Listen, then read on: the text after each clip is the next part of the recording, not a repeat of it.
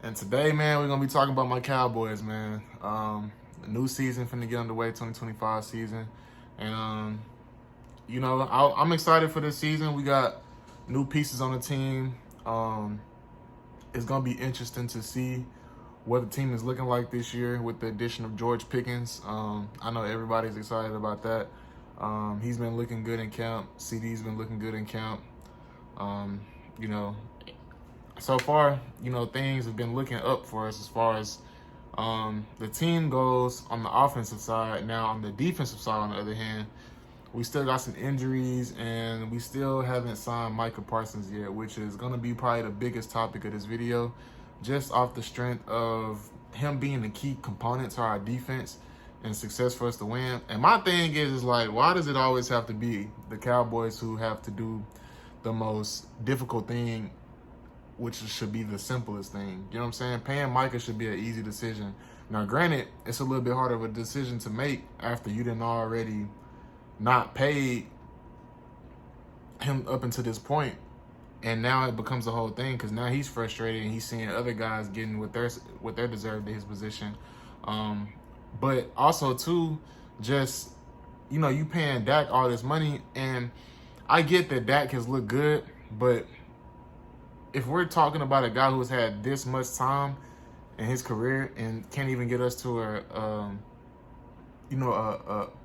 conference game, a division title game, then we should probably start moving to another direction. It's been 35 years since we've made it to a division game. We haven't got a divisional championship game in over 35 years, bro. It's been a long time. So I just think that we should go in, like, you look at players like Jaden Daniels and all these other young quarterbacks that are coming into the league and are already having so much success at such an early point in their career. Why not go and get somebody? And Joe Milton, he has a hell of an arm, but I just feel like he's not the guy. I watched him play in the preseason game the other day versus the Rams, and the first quarter or two, he looked so horrible. He putting too much on throws that he don't have to. Like, you're throwing a ball 200 miles per hour on a hitch route, and it's not accurate. It's all over the place because you emphasizing so much on your power that you throwing the ball and you hitting the DB in the face mask because he's not even expecting the ball to be there so fast, and it's uncatchable. So, just looking at his performance, it may be a little bit of rust as well too. But I mean, you're playing against backups and you're, essentially getting base defenses. They're not doing nothing crazy. So, with all the hype that he had been getting, I feel like he should have played a little better. But,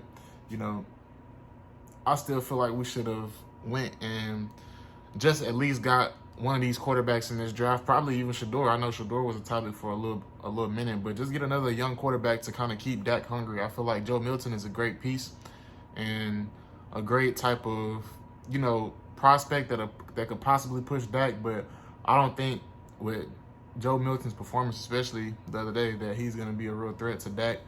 And I don't think he's going to be the future of the team, honestly. I feel like we need to get somebody that has a whole different type of skill set. Somebody who's more of a runner too.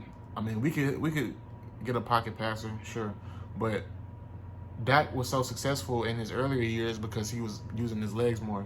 Granted, he had a couple injuries that kind of prevent him from doing that now, but we need more of a dual threat quarterback, but that's still a pure passer in my opinion. But anyways, back to the Micah Parsons situation.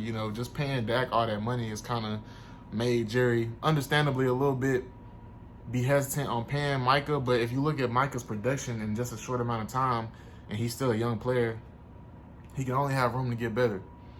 You know what I'm saying? With his skill set and his talent, I would definitely pay him. And he might not reset the market, but it's at least still pay him what he deserves. Because at the end of the day, if you look back in our history of just our team, we don't never go and get guys that are going to be worth a lot. We always bank on the guys that we draft, or guys who are past maybe their prime in free agency that are like veteran status players to come and play for us. So that doesn't cost us a lot.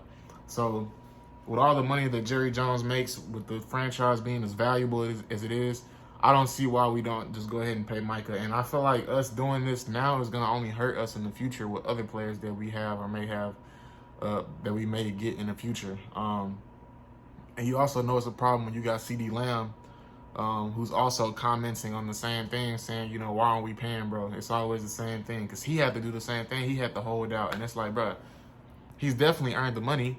And I think a lot of these owners do that nowadays with all this money that they got.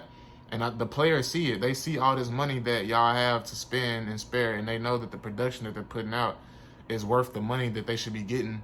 Of course, they're going to want to go and get that high contract that they deserve. You look at Jamar Chase. He was pissed that he didn't get paid, and he went out in Triple Crown season, and now they had to break the market. On top of that, T. Higgins also had a hell of a season, so they had to pay him too. So, you know, a lot of the times it works out in the players' benefits, but the players have more of a risk because, you know, they could get injured and you never know what could happen, and that's why that guaranteed money is such a big thing for the players. So I think it should be more of a thing where Jerry Jones needs to have a conversation with Michael, or Micah needs to have a conversation with Jerry Jones and be like, look, bro, you obviously know I want to play here.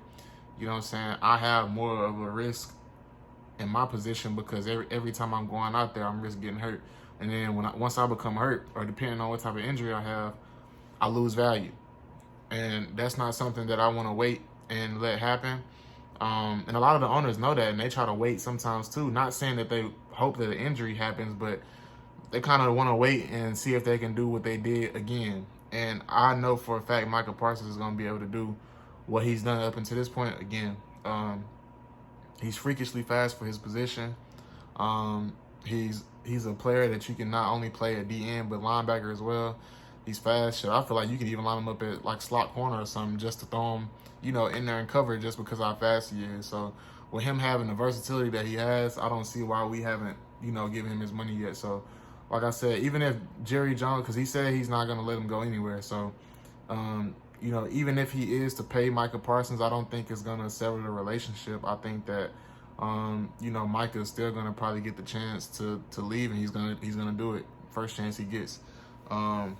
And that's not going to sit well for us. But we got depth on defense this year, so I'm not really worried about that just up until this point. And plus, too, with the way our division is looking with the Eagles and the Commanders and the Giants, all of the teams look impressive. I look at the Giants preseason game the other day, and all of their quarterbacks on their roster balled out, and they got a stacked quarterback room just like the Browns. The Browns, some of them quarterbacks on the Browns are a little bit more mid than players on the Giants. You got a former Heisman Trophy winner and Jameis Winston. You got a former Super Bowl champion in Russell Wilson. You got a young rookie in Jackson Dart, who's a first-round pick. And I think DeVito's on the team. DeVito has shown flashes whenever he's gotten a chance to play. So, I mean, they got a quarterback room full of people who can ball. So, I just feel like, you know, the Cowboys, we've always had that kind of ego of holding on to the past glory days and still having success in the regular season through all these years. But now our division has done nothing but get more competitive. If you look at the Eagles, they damn near cheating with the roster that they got on both sides of the ball. And they just won the Super Bowl last year, and their team didn't get any worse. So they're already top dogs in the division. The Commanders, in my opinion, could have easily been in the Super Bowl last year if Jaden Daniels' receivers caught the passes that they were supposed to catch when they dropped them. They probably would be the Super Bowl champs right now, his rookie year. Then the Giants, like I say, they are a team that is been down for the past few years, but is looking like they're more on the upside. They've been building for the past few years. They finally got rid of Daniel Jones. So they defense, they D-line is stacked. So, you know what I'm saying? That's just a lot of stuff that I'm thinking about as a realistic Cowboys fan, that it's going to be tough for us this upcoming season if we don't figure out how we are going to, you know, make it work with what we have, but also get better. And, you know, Jerry Jones is definitely a big reason in our demise for all these years. He is the main reason, matter of fact. But it comes down to, you know, when are the fans going to be, like, fed up for real? Like, what more could we do to boycott? Like, can we start, like, not buying tickets to the games? Is that possible? Like, could we all come to an agreement on that to where we not going to the games? Because at this point, like, it's something that we got to do to make him realize, all right, you need to listen to us for once. Like, you think you're doing what's in the best interest of the team. It's been 35 plus years since we've seen the glory. And the fans, we've watched enough football to know, we've seen enough draft classes pass to know that the players that we get, some got to change. We can't always keep getting linemen in the first round, because we don't look nothing like the Eagles as far as our run game and our pass game. So that's just where I'm at with it, man. I feel like we definitely, like I said, we look good as a team on paper. We always look pretty good on paper as a team, but we got a lot of injuries, but we have depth as well on the defensive side. And then on the offensive side, like I said, hopefully Dak can have a great year. He has George Pickens, who is a great 50-50 ball receiver, and CeeDee Lamb as well. CeeDee Lamb is not going to be able to be double-teamed as much no more because we have George Pickens as well as Jake Ferguson. Excuse me. So, yeah, man, with all that being taken into consideration, you know, it should be a solid year for us. It's going to be a hard year, like I said, because our division is very competitive. I feel like, you know, right now, as I see it, just before we've played any snap of regular season football, I have us finishing third in the division. And I'm a Cowboys fan, but I'm also a realist, too. I'm a realistic Cowboys fan. And I know for a fact that the Eagles are going to be a tough beat for us this year. Granted, in recent years, we've always run over the Eagles. We've always run over the Commanders. We've always done that. But when it comes to this year and this new age NFC East, I got Eagles first, Commanders finishing second, and then us third. They added Deebo Samuel over there and a couple more pieces on defense, so it's just like, and I don't even exert all this extra energy and hatred towards the Cowboys no more, because at this point, I'm a seasoned veteran Cowboys fan. So at this point, I know what to expect. There's no need to get frustrated, no need to get upset. This is something that we're used to as Cowboys. If you're really a Cowboys fan, this is something that you're accustomed to already by having to deal with the bullshit that comes along with being a Cowboys fan. You know what I'm saying? So that's just really where I'm at with it right now. And yeah, man, y'all let me know what y'all think. Make sure y'all like, comment, subscribe on this video, man. Like I said, this is just a quick video of just where my thoughts are at right now with my Dallas Cowboys. And just what the season is going to look like for us. I really don't know. I hope it looks good. Like I said, if the Cowboys... Now, let's get into... Before we end the video, let's just get into some hypotheticals, like some stuff that'll just make us feel... Because it's a start of a new week, a start of a new school year, too. A lot of schools started today. And I just want to be on a more of a positive side because, you know, it's just everything is new. Everything is fresh. It's good to say positive. So let's just say for all, you know, for Cowboys fans' sake, we make it to the Super Bowl. First of all, if y'all thought New York went crazy whenever they was like possibly about to make the NBA Finals, what you think Dallas is gonna look like if the Cowboys make the Super Bowl? I will cry real tears if the Cowboys somehow make it to the Super Bowl, but not only make it, if they can actually win the Super Bowl. Now, granted, I'm not one of them, this is our year, like, we're going to do it this year. We finally made it, but we going to win the Super Bowl. No, I'm not one of them type of fans. I'm just thinking, I'm like, right now, this is just for shits and giggles, me and you, like, hypothetically speaking, like, just so, you know, we could just get a little, oh, okay, like, what if? You know what I'm saying? That type of vibe. If the Cowboys was to somehow win the Super Bowl, I would definitely cry. I would cry real tears of joy. I might run outside butt naked and street, just run down the street. And I stay downtown, so it'd be like Erykah Badu all over again. Remember when she went viral whenever she was walking down Dallas butt naked all them years ago? That's the same thing type of time. If the Dallas Cowboys win the Super Bowl, I will feel that would be the happiest day of my life. I probably, like, the rest of my life will be made for me to be able to witness with my own eyes the Cowboys win the Super Bowl. At such a young age, too. I'm 25. So that would just make my whole life complete if that was to happen. Y'all comment down below what y'all do if the Cowboys win the Super Bowl. Let me know. But, yeah, that's just it, man. It feels good to be back on camera.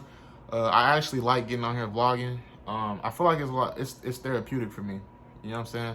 And this is not really like I don't even know what to consider. Like I say podcast, but I don't have no setup for real. We getting this shit out the mud. So I'm trapping off the phone with it in a tripod. So you know what I'm saying? This is kind of therapeutic for me. I like to talk about whatever's on my mind. I feel like this is just the best way for me to do it. A lot of people may like it, a lot of people may not. I don't get offended if you do like it or if you don't like it. I'm just being me, and I'm letting you know how I feel. So, like I said a little earlier, if y'all like the video, comment, let me know what you think about, the Cowboys this season or whoever your team is, what you feel like y'all gonna do this season. Just comment and let me know. And yeah, I appreciate y'all for watching, man. It's been your boy. I'm gone.